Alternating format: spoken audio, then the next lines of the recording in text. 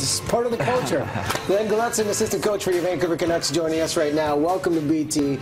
Great to have you on. And I guess first things first, off-season for the Canucks. We've seen a lot of changes. What's your feeling with the vibe, the meetings, and the outlook kind of going into next season?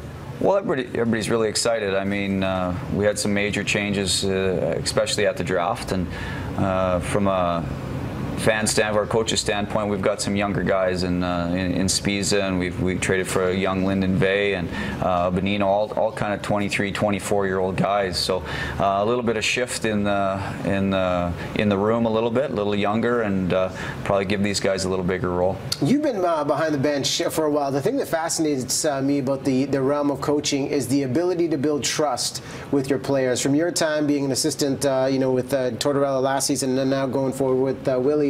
With this upcoming season, what is it? What do you do to build that relationship with the players? Because especially when they're young, this is their time to grow.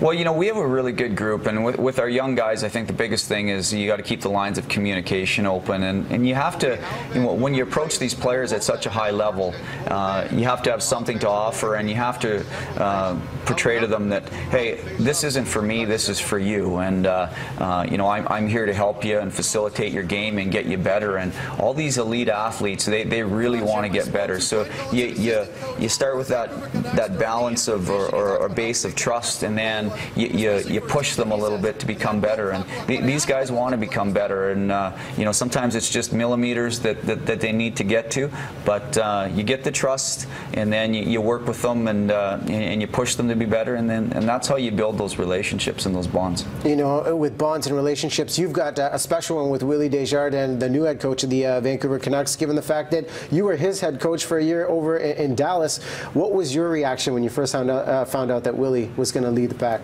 Well, I was extremely happy. I was mentioning to you before, I mean, he's won everywhere he's been, the Western Hockey League, the American Hockey League, and for a guy like that who's won and has been a career coach for so long, to not have a chance in the NHL, that would scare me, right? So he deserved it, he earned a chance, and I was really excited for him. He's a great human being, great family, and he's a real smart hockey guy. And he's rounding out his coaching staff as well. Doug Lister, a new addition as assistant coach, former Vancouver Canuck, mind you.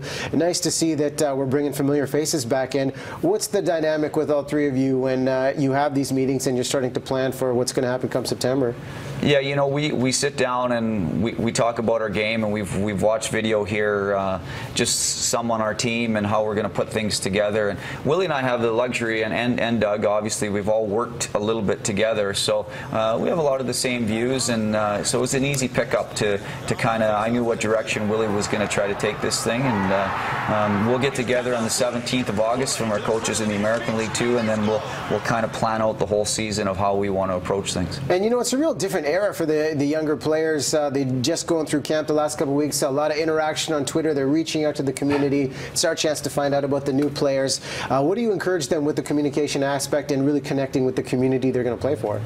Yeah, I think Vancouver does a wonderful job. I think that our players are active in the community. I know, with the Sedins and Bieksa and those guys, I think they do a fabulous job. I'd like to see them off Twitter a little bit, but that seems to be with the young guys, that's their way to communicate. But, I think they do a great job in this community. I think Vancouver does a fabulous job, and you have to. I mean, we're an entertainment business. We're here for the fans, and you have to have those ties in the community and do some things. And there's a really unique event happening this upcoming weekend with the Hockey Coaches Conference, 4th annual here in our city. How does this work, and what are the messages that are really conveyed in the caliber of coaches that come out for this?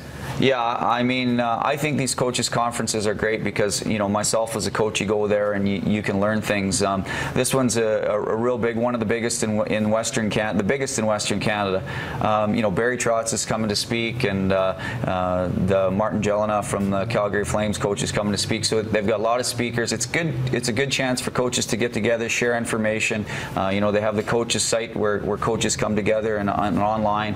I think it's a great conference, and I learn a ton when I go to these things. I think it's real important for whatever level of coach to not only to network but go in there and learn. It's a constant learning environment for coaches. And from what you've learned along the way in the NHL, and for aspiring coaches, parents maybe watching at home, what's the #1 lesson, the most important thing to be an effective coach out there? To be an effective coach, I think you have to be a good communicator, and you have to know when to back off and when to just let the kids go. I think sometimes as a coach, we don't want to misconstrue instruction for development. Sometimes these kids just need a little direction, and then let them go and figure it out themselves. You brought your little guy Landon here today. He's outside looking over, very proud. You ever coach him? Yeah, I coach him too much, right? I haven't coached him, but I'm always telling him what to do. Sometimes he gets a little ticked at me, so I have to back off in those regards too, and heed my own lessons here. Look at that smile! Look at that smile! Proud of his papa. Well, listen, enjoy the off season. We're looking forward to what's going to happen come September. Yeah. Thanks for coming on. Have a great Thanks, conference. Russ.